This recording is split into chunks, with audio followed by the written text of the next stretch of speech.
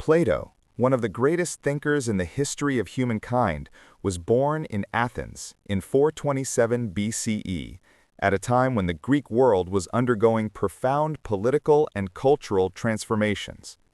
His real name was Aristocles, but the nickname Plato, which in Greek means broad or wide-shouldered, was probably given to him either because of his physical build or perhaps the breadth of his style of expression. He came from an aristocratic family, and through both parental lines he was connected with influential Athenian clans. His father, Ariston, claimed descent from the legendary king Codrus, while his mother, Perictione, was a relative of the famous lawgiver Solon. This noble lineage was not a mere formality. It naturally directed young Plato towards political life, as it was expected that he would participate in governing the polis and become part of the ruling elite. The Athens in which Plato grew up was the center of Greek culture, democratic life, art, and philosophy, but at the same time a city in turmoil.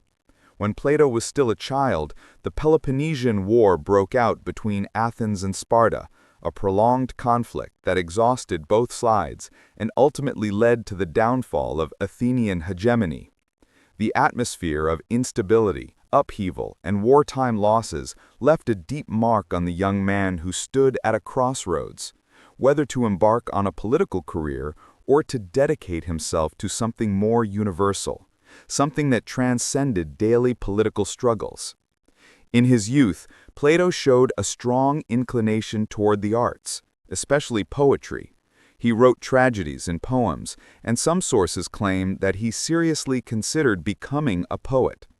However, his encounter with Socrates changed his life completely.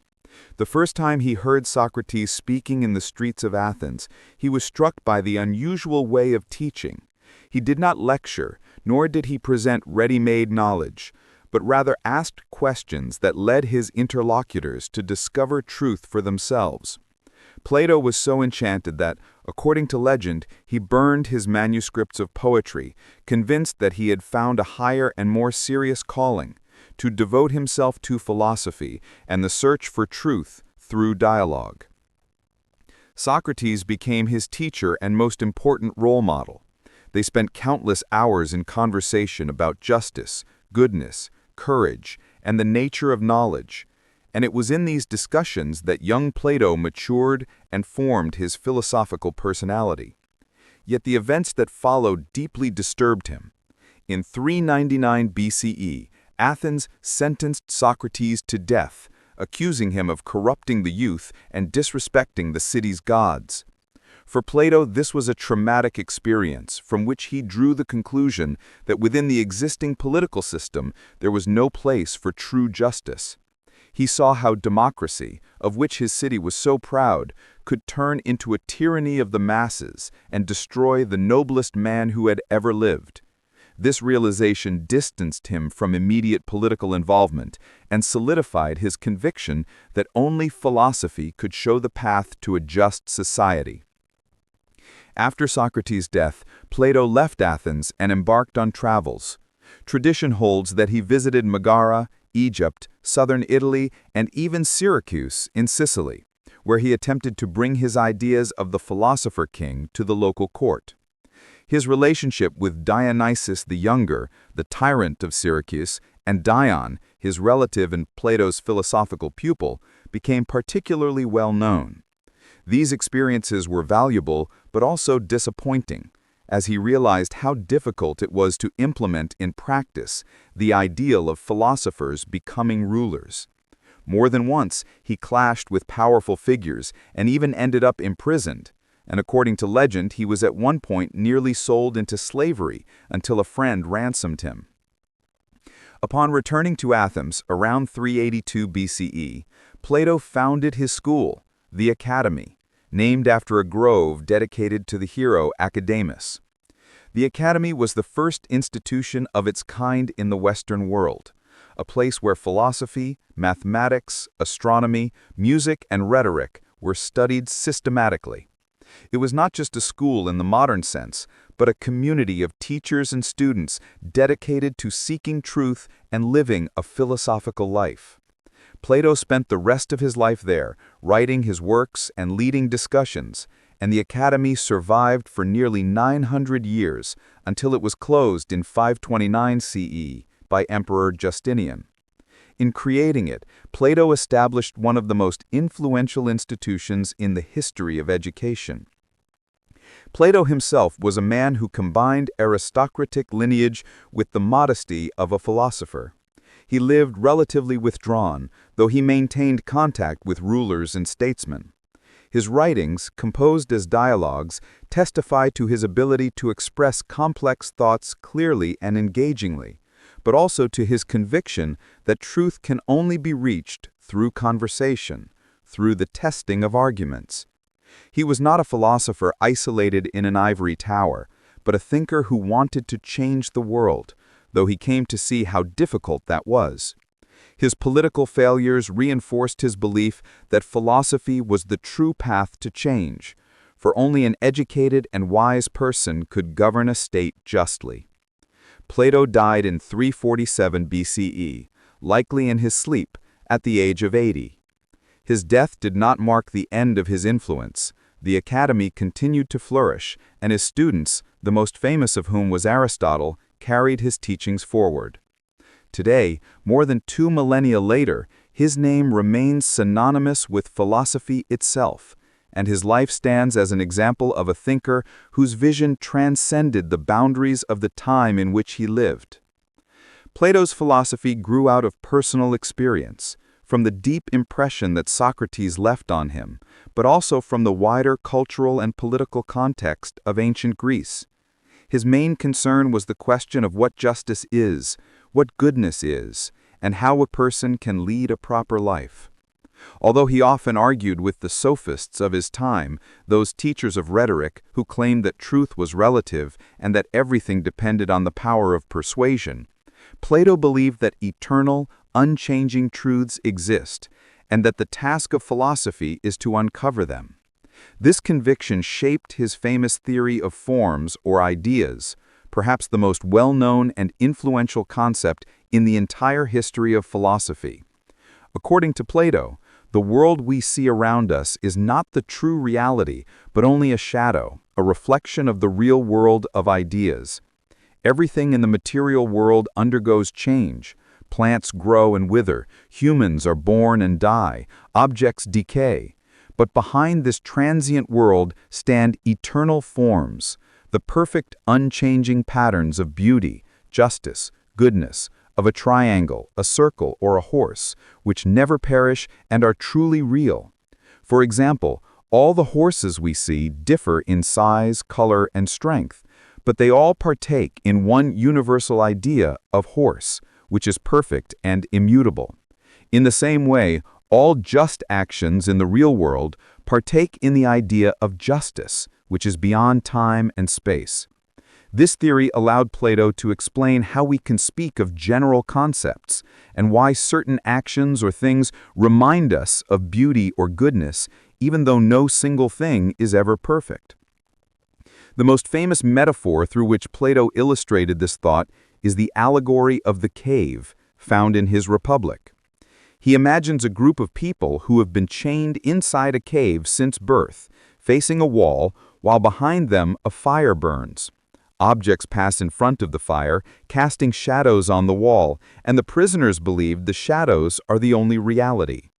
If one of them were freed and let outside, at first he would be blinded by the sunlight, but gradually he would realize that the true world exists outside the cave, and that the shadows were only a deceptive image. For Plato, the cave represents our sensory world. The shadows are the deceptive impressions of the senses, and the ascent out of the cave symbolizes the philosophical journey toward the world of ideas. It is the path from ignorance to knowledge, from appearances to truth. Plato's search for truth was never abstract, but deeply ethical and political. He was troubled by the question of what a just state should be and what a good life should look like. In the Republic, He outlined his vision of an ideal order in which each class of society has its role: rulers, philosophers; guardians, soldiers; and producers, farmers and craftsmen. For him, justice arises when each person does what he or she is best suited for without interfering in the tasks of others. The highest place in this order belongs to philosophers, for only they, guided by knowledge of the idea of the good, can rule justly. From this comes his famous claim that cities will never be happy until philosophers become rulers or rulers become philosophers. Although his vision has sometimes been interpreted as utopian or even as a defense of aristocratic rule, the essence of Plato's view is that politics without knowledge and wisdom leads to disaster, something he had seen firsthand in the fate of Athens. Beyond politics, Plato developed his ethics and psychology. He conceived of the human soul as tripartite: rational, spirited, and appetitive. The rational part seeks truth. The spirited part seeks honor and courage, while the appetitive part desires bodily pleasures. A just person is one in whom reason rules, supported by spirit, while appetite remains subordinate. On this basis, virtue is the harmony of the soul, and the highest virtue is wisdom. For Plato, the aim of life is not the accumulation of wealth or pleasures, but the perfection of the soul and its orientation toward the idea of the good, which is the source of all truth and meaning. This idea of the good holds the central place in his thought, like the sun that allows everything else to exist and be seen. Plato also reflected on art, knowledge, and love. In the Dialogue Symposium, he presented one of the most beautiful theories of love in history. Love, for him, begins with physical attraction toward beautiful bodies, but gradually rises toward the beauty of the soul, then to the beauty of laws and knowledge, until it finally reaches the contemplation of the very idea of beauty, perfect and eternal. This is the so-called Platonic ladder of love, leading from the particular and physical to the universal and spiritual. From then until today, the phrase Platonic love has been used to describe a form of love that transcends physical desire and aspires to spiritual union. His views on knowledge were equally profound. He believed that learning is nothing more than the recollection of what the soul already knows from the world of ideas.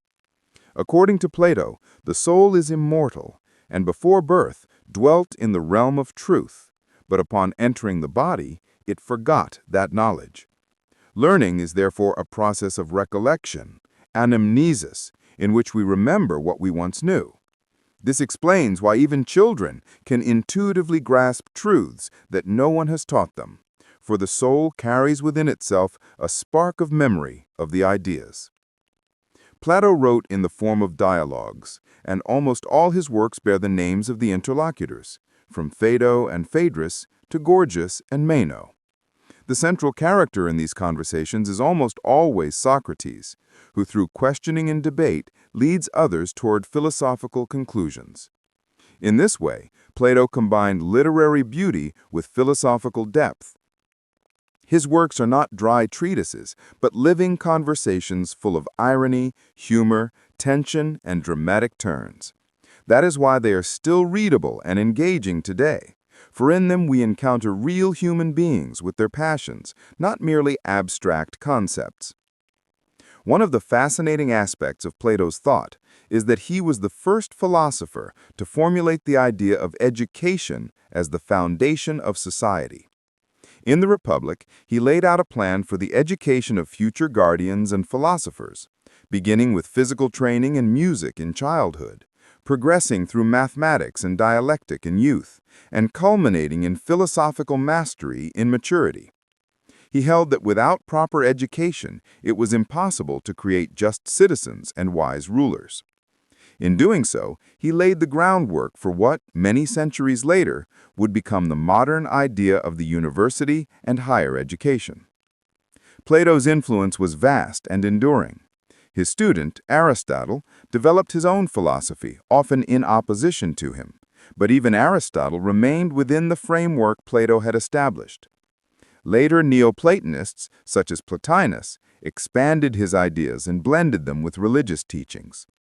In the Middle Ages, Platonic thought entered Christian theology, while in the Renaissance and beyond, it inspired artists, statesmen, and philosophers. His notion of the world of ideas still resonates in debates about universal values, about the nature of justice, beauty, and goodness. Even in modern scientific theories, from mathematics to physics, one sometimes hears echoes of Plato's belief in the existence of abstract, eternal forms that give meaning to the world. As for curiosities, Plato was not only a detached theorist. Tradition says he practiced gymnastics and even competed in the Olympic Games as a wrestler. His name Plato has been linked precisely to his broad shoulders and athletic physique. Another interesting fact is that though he came from an aristocratic family, he lived modestly and valued spiritual goods over material wealth. It is also said that in old age he was so devoted to music and philosophy that he continued teaching and writing until his final days, and that death came to him peacefully in the company of friends. His works, though written more than 2,000 years ago, have retained their freshness and power. The allegory of the cave is still used as an image for the human condition in a world of media and illusions. The theory of ideas continues to provoke debates about whether universals exist independently of us. His vision of a just state still inspires political philosophers. It is no coincidence that Alfred North Whitehead, the great 20th century philosopher, once remarked that all of Western philosophy is but a series of footnotes to Plato. That statement may sound exaggerated, but it expresses a truth. There is scarcely a question posed in Western philosophy to which Plato had not already opened the door. When we think of Plato, we should not regard him merely as an ancient sage who lived in a world of myths and heroes, but as a conversation partner who can still pose questions to us today. What is justice? What does it mean to be good? How can we distinguish truth from illusion? How should society be organized so that people may live in harmony rather than in conflict? His strength lies precisely in the fact that these questions remain alive, and that anyone reading him can feel that they are confronted with something that speaks not only to the past, but also to the present and the future. Plato's life and philosophy form a unity. An aristocrat who might have been a politician, a poet who became a philosopher, a student who surpassed his teacher, a founder of a school that outlived empires. His biography shows a man who sought meaning beyond the deceptive reality, and his writings reveal a thinker who believed that truth is attainable and that humans are not condemned to wander forever among shadows. Perhaps that is why his name has remained a symbol of one of humanity's deepest aspirations, the longing to step out of darkness into light, to find order in chaos, to discover behind appearances that which is eternal and true.